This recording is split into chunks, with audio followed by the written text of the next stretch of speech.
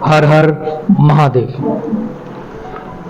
मैं हिमांशु शर्मा आपका हार्दिक अभिनंदन करता हूँ अपने यूट्यूब चैनल पर, जिसका नाम है वैदिक एस्ट्रोलॉजी। मैं आप सबका धन्यवाद करता हूँ।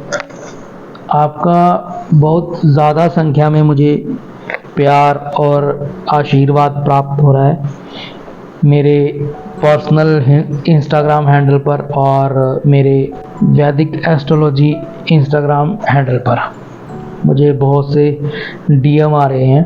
आपका प्यार, आपका आशीर्वाद सदैव मेरे साथ ऐसे ही बना रहे, मैं आशा करता हूँ। मुझे डीएम में बहुत से मैसेजेस आ रहे हैं कि महाराज हमारी कुंडली का विश्लेषण कीजिए, थोड़ा सा हमें कुंडली देखकर हमें थोड़ा सा जागरूक कीजिए। और कई तो व्यूअर्स जो हैं वो ये तक पूछ रहे हैं कि महाराज आपकी दक्षिणा क्या है। तो इस वीडियो में मैं आप सबसे इस बात को क्लियर कर देना चाहता हूँ कि एस्ट्रोलॉजी मेरी हॉबी है, मेरा प्रोफेशन नहीं है। मुझे अगर मौका मिला है जनसेवा का, लोक सेवा का, तो मैं आशा करता हूँ कि मैं ज़्यादा से ज़्यादा लोगों की सेवा करूँ और सेवा करने में सक्षम रहूँ। अगर आप फिर भी चाहते हैं कि दक्षिणा के रूप में महाराज आपको कुछ ना कुछ तो देना चाहिए, तो मैं सिर्फ आपसे प्रार्थना करता हूँ कि मेरे यूट्यूब चैनल वैदिक एस्ट्रोलॉजी को सब्सक्राइब करें।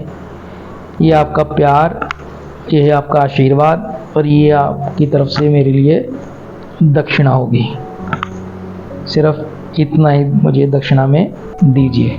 दक्षिणा वैसे मांगी नहीं जाती, लेकिन अगर आप बार बार इस बात के लिए पूछ रहे हैं तो मुझे लगता है कि दक्षिणा मांगनी ही है, तो मैं ये मांगूँ आपसे। अगर मेरी बात बुरी लगी हो तो क्षमा प्रार्थी हूँ।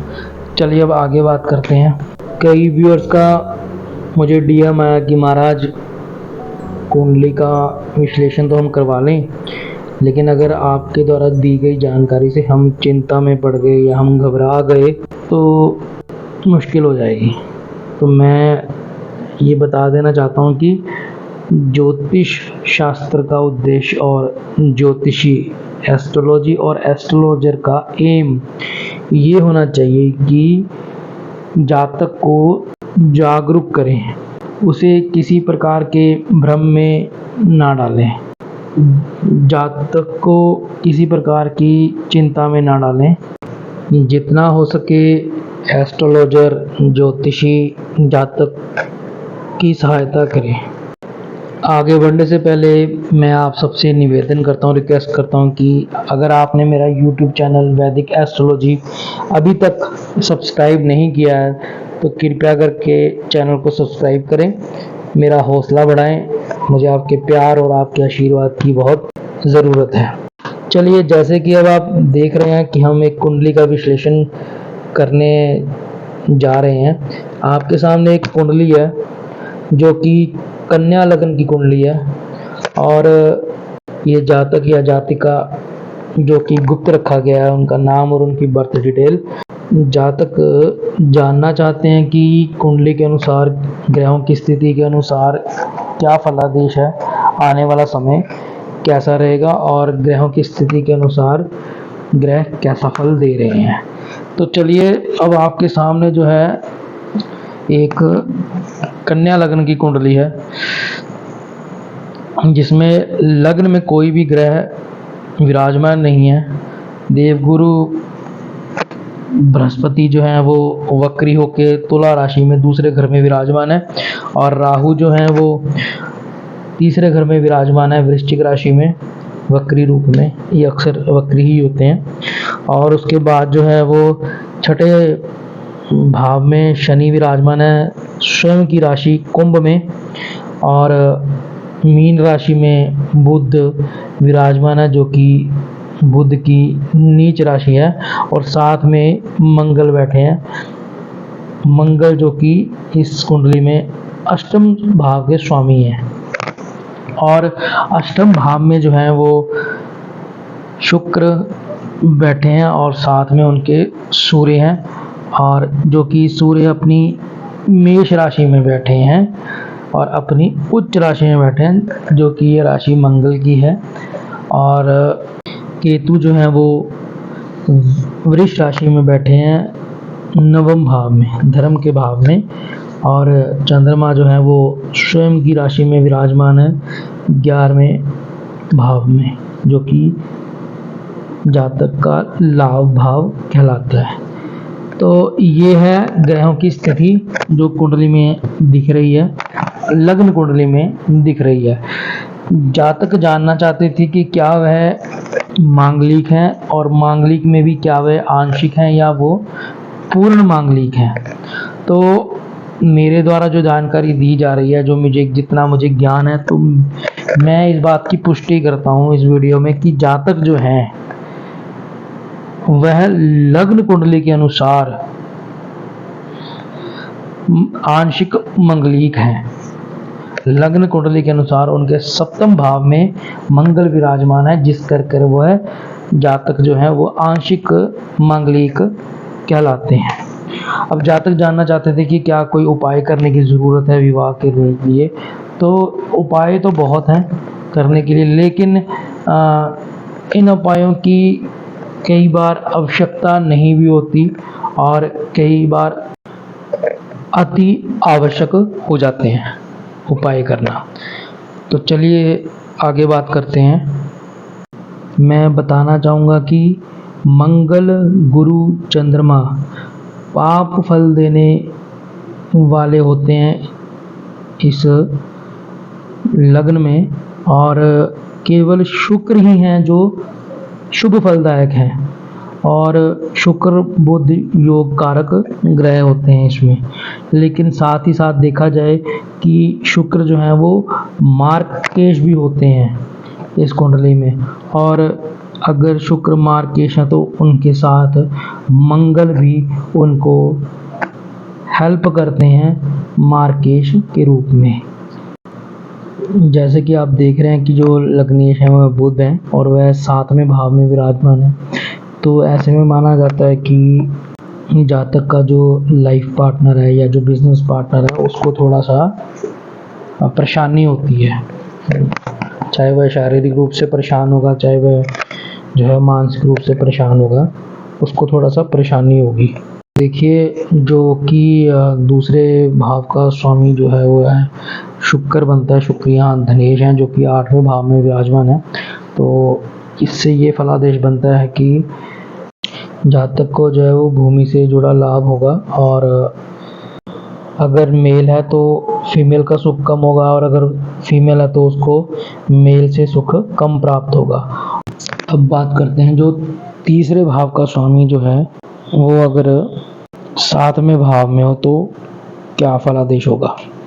तो बात ऐसी है कि अगर ये स्थिति बनती है किसी कुंडली में तो जातक जो है वो बाल्य समय से कष्ट भोगने वाला होता है और धीरे धीरे कुछ उम्र बढ़ने के साथ साथ हालात में सुधार होता है, ऐसा माना जाता है।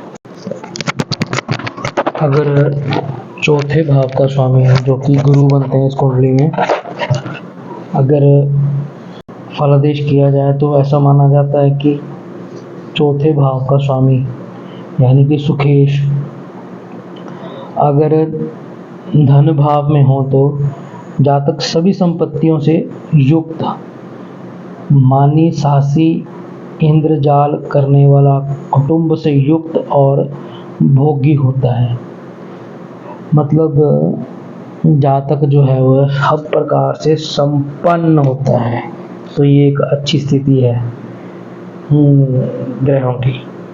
अब बात करते हैं कि पंचम भाव यानी कि मकर राशि का स्वामी जो कि छठे भाव में है, जो कि अपनी ही राशि कुंभ में बैठा है। अगर ये स्थिति हो तो क्या फलादेश होगा। अगर पंचम भाव का स्वामी छठे भाव में हो तो जातक का जो है वह अपने पुत्र से विचारिक मतभेद होता है। देखिए, विचारिक मतभेद होता है तो उसे मिटाया जा सकता है, लेकिन मन मुटाव नहीं होना चाहिए। आपस में परिवार में प्रेम बना रहना चाहिए। मन मुटाव का क्या, किसी बात से कोई सहमत होता है और किसी से नहीं, तो कोई बात नहीं, लेकिन किसी के प्रति द्वेष भावना, नफरत नहीं होनी चाहिए मन में। विचार आज बदल जाएंगे, लेकिन जो मन की कड़वाहट है वो कभी कम ना हो पाएगी। इस बात का ध्यान रखिएगा। तो विचारिक मतभेद हो सकते हैं पुत्र के साथ जातक के, लेकिन कोशिश कीजिएगा कि मनमुटाव मत कीजिएगा, क्योंकि वह आप ही की संतान है, क्योंकि वह जातक की संतान है और संतान से कभी भी मनमुटाव नहीं होता। हमेशा सदा प्रेम बना रहना चाहिए, और प्रेम होता है संतान के साथ माता पिता का। देखिए, अब जो मैं बात बताने जा रहा हूँ ना, इसमें कुछ अच्छा भी है और कुछ बुरा भी है। पहले बुरा बता देता हूँ। बुरा यह है कि जब छठे भाव का स्वामी छठे भाव में ही विराजमान हो, जैसे यहाँ शनि जो है वो खुद की राशि कुंभ राशि में छठे भाव में विराजमान है, तो ऐसे केस में क्या है कि जातक जो है उसकी अपनी जाति के लोगों के साथ शत्रुता हो सकती है। ठीक है जी। और अच्छी बात क्या है कि दूसरी जाति के लोगों के साथ उसकी जो है गहरी मित्रता होगी। और ये भी हो सकता है कि जातक खुद की सवारी, यानी कि उसके पास घोड़ा गाड़ी जो भी है, अपना व्हीकल हो कोई, या फिर वह जब भी कहीं जाता है किसी और के व्हीकल पे ही जाए, पर्सनल व्हीकल पे, कमर्शियल व्हीकल पे नहीं, किसी और के पर्सनल व्हीकल पे जाए। मतलब वह बिना सवारी के ना जाए, बिना गाड़ी के वह कहीं नहीं जाएगा। जैसे कि एक रईस आदमी होता है पुराने समय के, उस प्रकार। अगर सप्तमेश जो है वह दूसरे भाव में विराजमान है, जैसे यहाँ पे जो गुरु महाराज है वो सप्तम के स्वामी होकर दूसरे घर में विराजमान है, तो इसमें ये ऐसा विचार किया जा सकता है कि जातक या जाति का जो भी, जिसकी भी ये कुंडली है, वह जो है अब ऑपोजिट सेक्स के प्रति ज़्यादा अट्रैक्ट हो, ऐसा भी हो सकता है। और अगर वह जो है वो एक से ज़्यादा ऑपोजिट सेक्स के लोगों के साथ ज़्यादा अट्रैक्ट है, तो ये चीज़ उनके लिए गलत भी है और ये चीज़ नहीं होनी चाहिए। और ऐसा भी हो सकता है कि जातक जो है या जाति का जो है वो कोई भी काम होता है वह आरंभ करने वाली होती है, मतलब उस कार्य को प्रमुख होंगे। जैसे कोई फैक्ट्री है, उसकी ओनर, कोई हमने बिज़नेस शुरू किया, कोई स्कीम हुई है, शुरू कर दी है, कोई प्रोग्राम शुरू किया, तो उसका जो है उसको स्टार्ट करने वाली होगा या होगी। और अष्टमेश जो है वो सप्तम भाव में हो, तो ऐसा भी माना जाता है कि जातक जो है वह चंचल मन का होगा। उसका मन जो है वह अपने साथी के साथ साथ किसी और की तरफ भी उसका जो झुकाव हो सकता है। तो यहाँ पे सलाह दी जाएगी कि जातक जो है वह सिर्फ अपने जीवन साथी के प्रति ही ईमानदार रहे और इधर उधर कहीं किसी और की तरफ दृष्टि ना रखे। अगर नवम भाव का स्वामी अष्टम में हो, तो जातक के जो रिश्तेदार होते हैं, कई करीबी रिश्ते होते हैं, जिसमें जातक जो है उन रिश्तों का सुख प्राप्त नहीं कर पाता, और भाग्य तो जो है वो भी जातक का कम साथ देता है। देखिए, ऐसा है कि कुंडली में अगर कुछ बुरा है तो कुछ अच्छा भी है।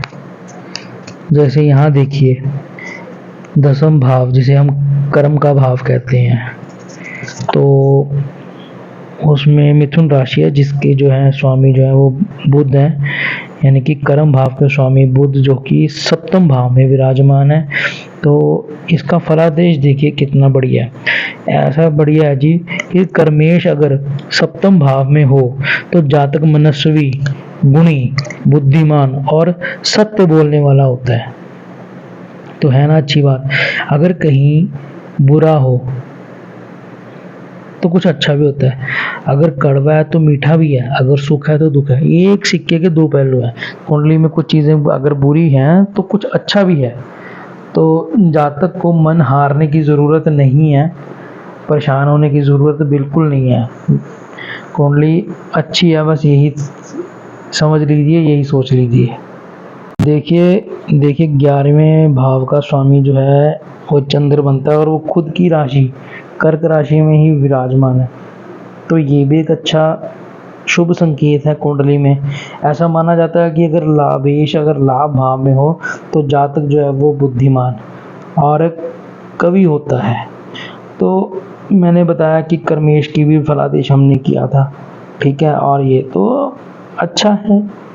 तो जातक जो है या जातिका जो है जिनकी ये कुंडली है वह बिल्कुल परेशान ना हो। सुख दुख जीवन का हिस्सा है और ये कुंडली में भी कुछ अच्छा और कुछ बुरा है। तो सिर्फ मैं आपको जागरूक कर रहा हूँ कि कुंडली फलादेश ये करती है। बाकी आप खुद से समझदार हैं, आप देख लेंगे कि आपकी दिनचर्या में जीवन में क्या हो रहा है, किस प्रकार हो रहा है।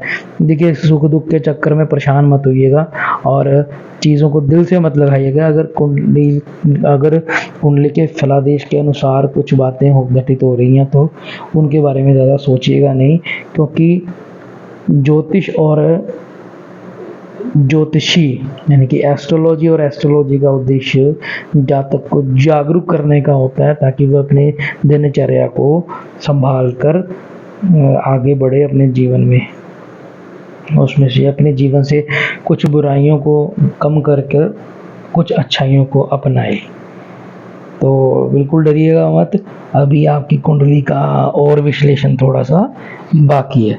तो चलिए आगे बात करते हैं। अगर 12वें भाव है जिसे हम व्यय का भाव कहते हैं, खर्च का भाव कहते हैं, अगर उस भाव का स्वामी किसी और भाव में बैठा हो तो वह क्या फल देता है। जैसे कि हम देख रहे हैं कि वह 12वें भाव का स्वामी जो है वह सिंह राशि का सूर्य है और अगर 12वें भाव का स्वामी अष्टम भाव में विराजमान हो तो वह कैसा फल देता है, यहाँ हम इस बात की चर्चा करेंगे। तो जातक जो है वह धार्मिक भी हो सकता है और प्रियभाषी भी हो सकता है और अद्भुत गुणों से युक्त होगा, ऐसा भी माना गया है। तो चलिए हुई ना ये बहुत प्यारी सी बात। तो अब आप खुश हो जाइए कि आप वैसे ही हैं, आप धार्मिक हैं, आप अच्छे बोलने वाले हैं, सबका सम्मान करने वाले हैं और आप अद्भुत गुणों से परिपूर्ण हैं। आपके जीवन में आपकी वाणी द्वारा आपने बहुत कुछ प्राप्त किया है और मुझे उम्मीद है कि ये जो मेरे शब्द हैं ये बिल्कुल सटीक बैठ रहे होंगे जब आप इस बात को सुनेंगे और आप इस बात का विचार करेंगे तो आपको खुशी होगी। इस कुंडली में जो है वो है गज केसरी योग का भी निर्माण हो रहा है। वह इस प्रकार है कि अगर चंद्रमा से केंद्र भाव में यानी कि चंद्रमा अगर पहले भाव में है और मतलब चंद्रमा जिस भाव में है उसको हम पहला भाव समझ लें और उससे चतुर्थ सप्तम या दसम भाव में अगर गुरु विराजमान हो, केंद्र में विराजमान होता है, गज केसरी योग का निर्माण होता है। ये मेरे जो जितना मुझे ज्ञान है उस अनुसार मैं आपसे ये बात साझा कर रहा हूँ। और इस योग से में उत्पन्न पुरुष धनी होता है, मेधावी होता है, गुणी एवं राजा का प्रिय होता है, ऐसा माना जाता है। चलिए मैं महादेव से अब प्रार्थना करूंगा कि मेरे द्वारा जो जानकारी दी गई है उससे आप संतुष्ट हों और आगे जीवन में जो है वह आप प्रगति की ओर बढ़ें। तो चलिए इसी के साथ जो है हम वीडियो को ख़त्म करते हुए आपसे विदा लेते हैं और जल्द ही मिलेंगे एक नेक्स्ट वीडियो में।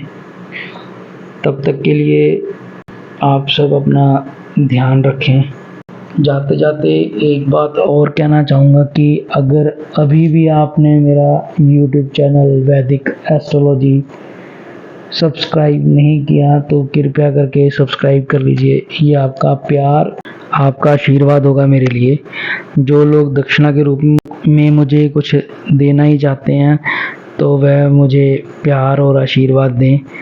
अगर आप मेरा चैनल सब्सक्राइब करेंगे तो ये दक्षिणा ही होगी मेरे लिए।